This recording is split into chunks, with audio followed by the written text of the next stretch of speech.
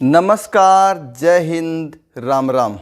प्यारे विद्यार्थियों, हम पिछले गत दिनों से संधि पढ़ रहे हैं। संस्कृत व्याकरण का एक महत्वपूर्ण टॉपिक है संधि। और संधि में हम अब तक स्वर संधि और उसके 8 भेद, उसके अलावा व्यंजन संधि और उसके भी कुछ एक भेद और विसर्ग संधि पढ़ चुके हैं। और विसर्ग संधि के अब तक हमने उत्वय, रुत्वय, शत्वय 3 भेद पढ़ लिए हैं। तो आज हम विसर्ग संधि का जो अगला भेद है विसर्ग लोप संधि। कौन सा? विसर्ग लोप संधि, उसको आज हम पढ़ेंगे। विसर्ग लोप संधि कहाँ होती है, किन परिस्थितियों में विसर्ग लोप संधि लागू होती है, ये आज के वीडियो में हम जानेंगे। विसर्ग लोप संधि नाम से ही जैसा कि विदित है, पता लग रहा है कि विसर्ग का यहाँ पर क्या होगा, लोप। अब हमें ये तो पता लग गया कि विसर्ग का यहाँ पर क्या होगा, लोप होगा। लेकिन विसर्ग का लोप किन परिस्थितियों में होगा, क्या आए तो विसर्ग का लोप होगा, ये कुछ नियम हैं। तो उन नियमों को हम अलग अलग एक के बाद एक पढ़ेंगे। तो यदि आपने संधि के पुराने जो वीडियो हैं वो नहीं देखे हैं तो वो निश्चित रूप से देख लें, क्योंकि संधि एक संस्कृत व्याकरण का महत्वपूर्ण टॉपिक होने के साथ साथ ही सभी जो टॉपिक हैं उनको प्रभावित करता है। इसलिए संधि नहीं आए तो समझो संस्कृत नहीं आए, ऐसा समझ सकते हैं हम। इसलिए आप संधि जरूर देखें, पुराने जो वीडियो हैं उनमें देखें। विसर्ग लोप संधि कहाँ होती है, किन परिस्थितियों में होती है, ये हम समझ रहे हैं। विसर्ग लोप संधि है, उसका नियम नंबर 1 जो है वो समझते हैं।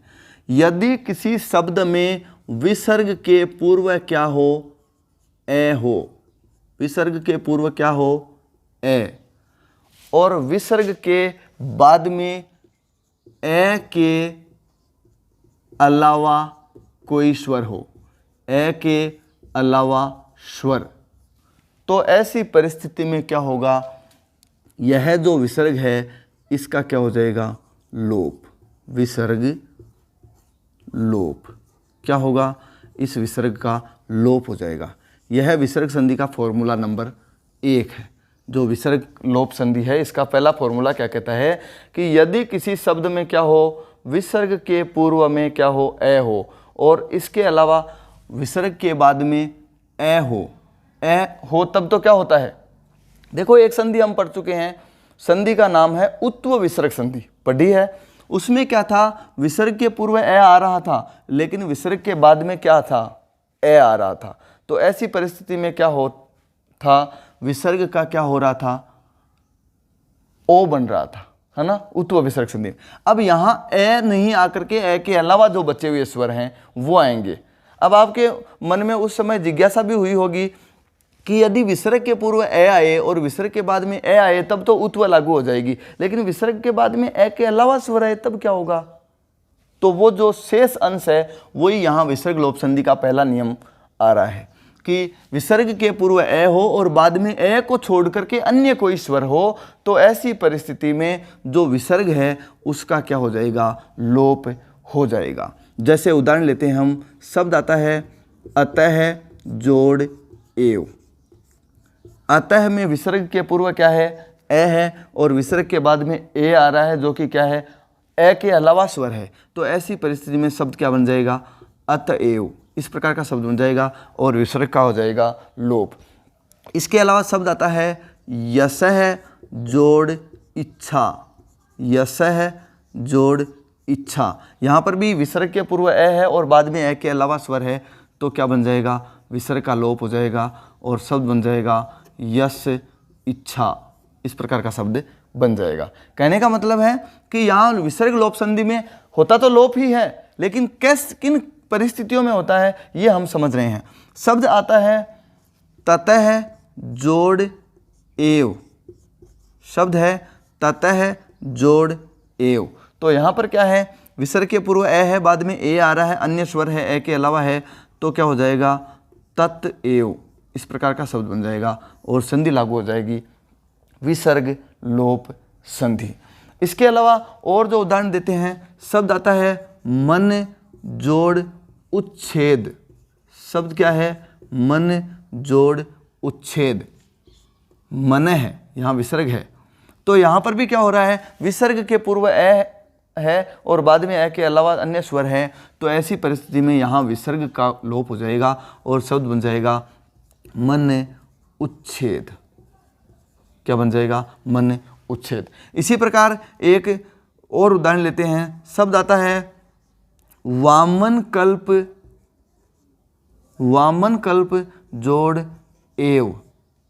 शब्द आता है वामन कल्प जोड़ एव। तो ऐसी परिस्थिति में यहाँ क्या हो रहा है, यहाँ भी विसर्ग है और उससे पूर्व क्या है, ए है और बाद में ए अन्य स्वर आ रहा है, तो यहाँ क्या हो जाएगा, शब्द बन जाएगा वामन कल्प एव। इस प्रकार का शब्द बन जाएगा। तो मैं आशा करता हूँ कि विसर्ग लोप संधि का जो पहला फॉर्मूला है वो आपको आ गया होगा, समझ में आ गया होगा। कहने का मतलब यह है, विसर्ग के पूर्व ए हो और बाद में ए को छोड़कर अन्य कोई स्वर हो, तो ऐसी परिस्थिति में विसर्ग है वो गायब हो जाएगा, उसका लोप कर दिया जाएगा। बाकी शब्द जो हैं, वर्ण हैं, उनको ज्यों का त्यों रख दिया जाएगा। अगली बात समझें, इसका स्क्रीनशॉट ले लें। इसका दूसरा जो नियम है वो देखते हैं। अब विसर्ग संधि का जो दूसरा जो लोप संधि है ना, विसर्ग लोप संधि, उसका दूसरा फॉर्मूला हम समझते हैं। दूसरा फॉर्मूला है, उसके अंतर्गत क्या होता है, विसर्ग का लोप किन परिस्थितियों में कहाँ होता है। देखो, यदि कहीं पर सह या एषः शब्द कौन कौन से हैं, ये फॉर्मूला नंबर 2 है विसर्ग लोप संधि का। सह और एषः ये दो शब्द हों और उनके बाद में कोई हल आए, हल का मतलब व्यंजन, कोई व्यंजन हो, तो ऐसी परिस्थिति में क्या होगा, इन सह और एषः इन दोनों के जो विसर्ग हैं उनका क्या हो जाएगा, लोप, विसर्ग का लोप हो जाएगा। यह है फॉर्मूला नंबर 2। ठीक है, कहने का मतलब है कि यदि किसी शब्द के अंत में, शब्द के प्रारंभ में सह अथवा एषः ये दो शब्द आए और उनके बाद में कोई व्यंजन आ रहा हो, तो ऐसी परिस्थिति में उन दोनों की संधि करते समय सह और एषः का जो विसर्ग है उसका क्या हो जाता है, लोप हो जाता है। और यह है विसर्ग लोप संधि का फॉर्मूला नंबर 2। ठीक है, उदाहरण हम देखते हैं। शब्द आता है एषः जोड़ विष्णु। शब्द आता है एषः जोड़ विष्णु, एषः। ठीक है, तो यहाँ एषः में विसर्ग के पूर्व क्या है, एषः शब्द आ रहा है और बाद में वह आ रहा है जो कि क्या है, हल है, व्यंजन है। तो ऐसी परिस्थिति में यहाँ शब्द क्या बन जाएगा, एष विष्णु, इस प्रकार का शब्द बन जाएगा और विसर्ग का यहाँ क्या हो गया, लोप, और फॉर्मूला काम कर रहा है दूसरा।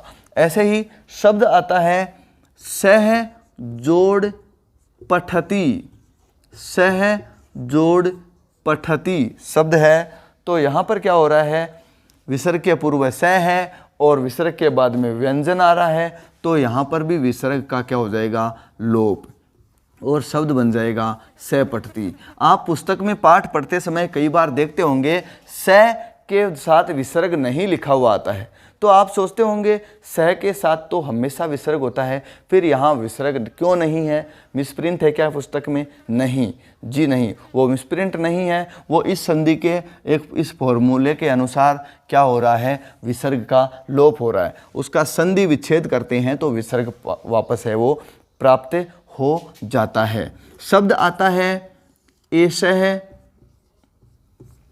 जोड़ शंभु। शब्द आता है एषः जोड़ शंभु, तो क्या बन जाएगा, एष शंभु, इस प्रकार का। सह, और कहने का मतलब यह है कि सह और एषः के बाद में कोई भी हल आता है, व्यंजन आता है। एक शब्द और ले लेता हूं मैं, सह जोड़ कृष्ण है, हो सकता है सह राम है, हो सकता है। तो इस प्रकार यहां पर भी क्या होगा, सह कृष्ण, इस प्रकार। यहाँ यदि विसर्ग लगा हुआ है तो यहाँ शब्द में भी लग जाएगा, नहीं लगा हुआ है तो शब्द में नहीं लगेगा। ठीक है, तो कहने का मतलब है सह विसर्ग संधि का जो फॉर्मूला नंबर 2 है वो क्या कहता है कि यदि कहीं पर सह और एसह के बाद में कोई हल आए, व्यंजन आए, तो ऐसी परिस्थिति में सह और एसह है उन दोनों के विसर्ग का लोप हो जाता है और ये विसर्ग लोप संधि का फॉर्मूला नंबर 2 है। आइए हम तीसरा फॉर्मूला पढ़ते हैं, अगला क्या कहता है, तब तक आप स्क्रीनशॉट ले लें। विसर्ग लोप संधि का अगला जो फॉर्मूला है, फॉर्मूला नंबर 3, वो क्या कहता है? विसर्ग लोप संधि का फॉर्मूला नंबर 3 है, वो क्या कहता है कि यदि किसी शब्द में ह्रस्व स्वर हो, क्या हो? ह्रस्व स्वर। ह्रस्व का मतलब ए, ई, उ, री, लृ, ये क्या है? ह्रस्व स्वर। और ह्रस्व स्वर के बाद में क्या हो? विसर्ग हो, और उसके बाद में कहीं पर रे आ रहा हो, यानी उसका मेल किसके साथ हो रहा हो? रे के साथ मेल हो रहा हो, तो ऐसी परिस्थिति में क्या होगा? यह जो विसर्ग है इसका क्या हो जाएगा? विसर्ग का लोप हो जाएगा, विसर्ग लोप। ठीक है, इस जो रे के पूर्व जो विसर्ग है इसका तो क्या हो जाएगा? लोप। और साथ ही एक काम और होगा, यह ह्रस्व स्वर है उसके स्थान पे क्या हो जाएगा? दीर्घ हो जाएगा, यानी ए है तो आ बन जाएगा, ह्रस्व ई है तो दीर्घ ई बन जाएगी, ह्रस्व उ है तो दीर्घ उ बन जाएगा। ठीक है, कहने का मतलब है, फॉर्मूला कह रहा है कि यदि किसी शब्द के अंदर विसर्ग के पूर्व कोई ह्रस्व स्वर आए और उसके बाद में रे आए, तो ऐसी परिस्थिति में क्या होगा? ह्रस्व स्वर है उसके स्थान पे तो दीर्घ स्वर हो जाएगा और विसर्ग का क्या हो जाएगा? लोप हो जाएगा। ये है विसर्ग लोप संधि का फॉर्मूला नंबर 3। ठीक है, आइए इसके उदाहरण देखते हैं हम। यह काफ़ी महत्वपूर्ण संधि है। विसर्ग लोप संधि के जो फॉर्मूले हैं उनमें सबसे ज़्यादा उदाहरण इसी के पूछे जाते हैं। तो आइए इसके कुछ उदाहरण लेते हैं। शब्द आता है पुनः जोड़ रमते। यहाँ पुनः विसर्ग आ रहा है, उसके पूर्व ह्रस्व स्वर ए है और बाद में रे आ रहा है, हमें चाहिए रे। तो ऐसी परिस्थिति में विसर्ग यहाँ क्या करेगा? पू, फिर न में ए है उसका आ बन जाएगा, फिर विसर्ग हो गया लोप, और रमते ज्यों का त्यों, यानी शब्द क्या बन जाएगा? पुना रमते, है ना। आप सोच रहे होंगे ये आ कैसे आ गया? तो ये फॉर्मूला कहता है कि ह्रस्व स्वर है उसके स्थान पे दीर्घ करना है और विसर्ग को गायब कर देना है। 2 काम करने हैं इस संधि में एक साथ। इसी प्रकार और शब्द लेते हैं हम। शब्द आता है हरि ही जोड़ रम्य है। हरि ही जोड़ रम्य है, तो यहाँ क्या हो जाएगा? हरि रम्य है, इस प्रकार का शब्द बन जाएगा। यहाँ हरि का ई है वो ह्रस्व है, छोटा है, उसका क्या बन गया? दीर्घ बन गया। विसर्ग का क्या हो गया? लोप। विसर्ग लोप संधि का फॉर्मूला नंबर 3। ठीक है, इसी प्रकार शब्द आता है नि जोड़ रम्य है, तो क्या हो जाएगा? निरम्य, इस प्रकार का शब्द बन जाएगा। नि है, ई है वो ह्रस्व स्वर है तो दीर्घ हो जाएगा और विसर्ग का क्या हो गया? लोप। इसी प्रकार और शब्द हम लेते हैं इसी संधि के। जैसे शब्द आता है निहि जोड़ रोग। शब्द आता है निहि जोड़ रोग, तो यहाँ भी क्या हो रहा है? फॉर्मूला लागू हो रहा है और नी बड़ा हो जाएगा, दीर्घ हो जाएगा और रोग, इस प्रकार का शब्द बनता है और संधि लागू होती है विसर्ग लोप संधि। ठीक है, विसर्ग संधि का जो भेद है विसर्ग लोप संधि वो लागू हो रही है। इसी प्रकार शब्द आता है शंभु। शंभु जोड़ राजते। शब्द आता है शंभु जोड़ राजते, तो शंभु राजते का क्या होगा? ये ऊ है, ह्रस्व स्वर है, बाद में विसर्ग आ रहा है, बाद में रे आ रहा है, तो यहाँ ह्रस्व ऊ है उसके स्थान पे क्या हो जाएगा? दीर्घ हो जाएगा, शंभु राजते, और विसर्ग का क्या कर दिया? लोप। यह है फॉर्मूला नंबर 3। एक उदाहरण हम इसका और देखते हैं जो परीक्षाओं में पूछा भी जाता है। मुख्य उदाहरण है, शब्द है अंतः जोड़ राष्ट्रीय। शब्द आता है अंतः जोड़ राष्ट्रीय, तो यहाँ पर क्या हो रहा है? विसर्ग के पूर्व क्या आ रहा है? ह्रस्व स्वर और बाद में र आ रहा है, तो ऐसी परिस्थिति में क्या हो रहा है, विसर्ग का लोप हो जाएगा, ए का आ बन जाएगा और शब्द बन जाएगा अंतर्राष्ट्रीय। संस्कृत के हिसाब से देखा जाए तो ये अंतर्राष्ट्रीय शब्द ही बिल्कुल सही है ना। कुछ विद्वानों से कई बार चर्चा होती है तो उस दौरान ये चीज़ें निकल कर सामने आती है कि संस्कृत के हिसाब से अब कई अंतर्राष्ट्रीय शब्द हिंदी में काम में लिया जाता है, जबकि संस्कृत में अंतर्राष्ट्रीय यहाँ विसर्ग है तो ये ज्यों का त्यों पड़ा रहेगा, और नहीं है तो नहीं आएगा। ठीक है, अंतः जोड़ राष्ट्रीय बराबर अंतर्राष्ट्रीय। अब राष्ट्रीय में भी हिंदी में यह मात्रा दीर्घ आती है, जबकि संस्कृत में लिखते समय यह ह्रस्व मात्रा आती है। तो इस चीज़ का विशेष ध्यान रखें आप, है ना। ये फॉर्मूला क्या कहता है, ह्रस्व स्वर के बाद यदि विसर्ग हो और उसके बाद में र आए तो ऐसी परिस्थिति में ह्रस्व स्वर के स्थान पे दीर्घ स्वर हो जाएगा और विसर्ग के का तो लोप ही हो जाएगा। तो ये है फॉर्मूला नंबर 3। आप इसका स्क्रीनशॉट ले लें, उसके बाद हम विसर्ग लोप संधि का जो अंतिम चौथा फॉर्मूला है वो पढ़ेंगे। विसर्ग लोप संधि है, इसका चौथा जो अंतिम फॉर्मूला है वो क्या कहता है, कुछ जो पीछे विसर्ग संधि के जो भेद पढ़े थे, उत्व, रुत्व और सत्व, उनमें जो कुछ नियम बच गए थे वही यहाँ विसर्ग लोप संधि के अंतर्गत आ रहे हैं। आप देख ही रहे हैं इन चीज़ों को। विसर्ग लोप संधि का जो फॉर्मूला है चौथा, वो क्या कहता है, यदि कहीं पर आ के बाद विसर्ग आए, आ के बाद क्या आए, विसर्ग आए, और उसके बाद में क्या हो, स्वर हो, या फिर तीसरा, चौथा, पांचवा, य, व, र, ल, है, इनमें से कोई एक वर्ण हो, तो ऐसी परिस्थिति में इस विसर्ग का क्या हो जाएगा, लोप हो जाएगा। क्या हो जाएगा, लोप। फॉर्मूला कह रहा है कि यदि विसर्ग के पूर्व क्या हो, आ हो, और विसर्ग के बाद में स्वर तीसरा, चौथा, पांचवा, य, व, र, ल, है, इनमें से कोई एक हो, तो ऐसी परिस्थिति में क्या होगा, विसर्ग का लोप हो जाएगा। ये विसर्ग संधि का फॉर्मूला नंबर 4 है, अंतिम है। इसका उदाहरण हम देखते हैं। शब्द आता है नरा जोड़ नमंती। शब्द क्या है, नरा जोड़ नमंती। तो यहाँ विसर्ग आ रहा है, उसके पूर्व क्या है, आ है, और बाद में पंचम वर्ण आ रहा है, तो ऐसी परिस्थिति में विसर्ग का लोप हो जाएगा और शब्द बन जाएगा नरा नमंती। ठीक है। इसी प्रकार शब्द आता है देवाः जोड़ आयान्ति।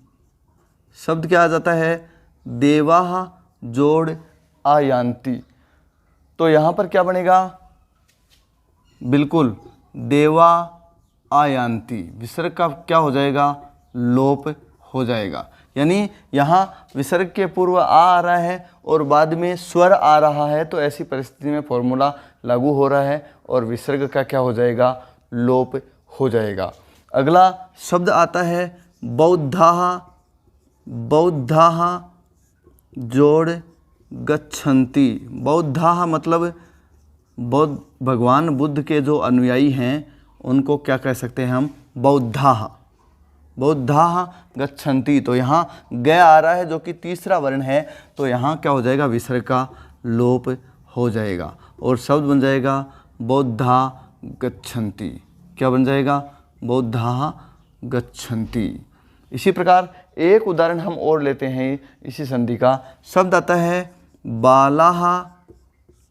बालाः जोड़ लिखन्ति। शब्द क्या है, बालाः जोड़ लिखन्ति। तो यहाँ बालाः में विसर्ग के पूर्व आ है और बाद में ले आ रहा है।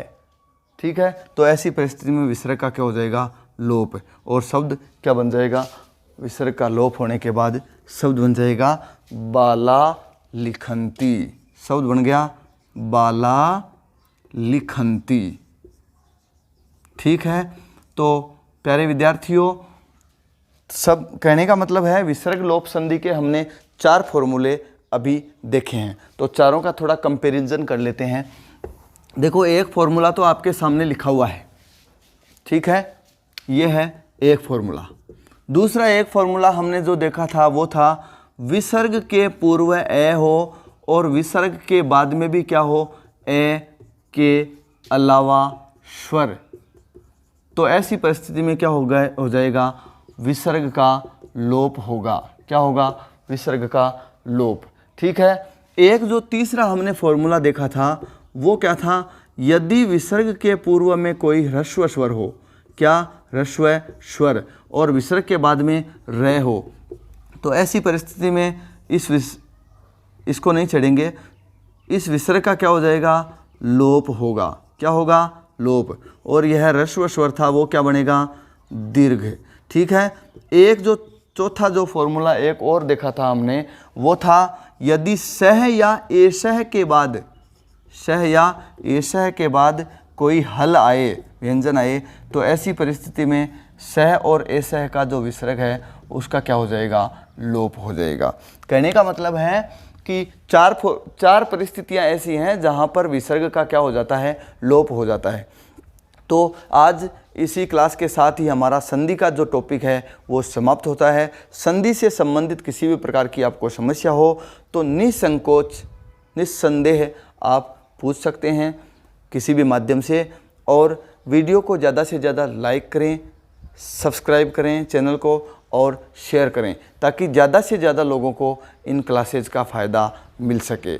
और अगर आपने अभी तक अपने दोस्तों को यह चैनल है उसका लिंक नहीं भेजा है तो आज निश्चित रूप से भेज दें।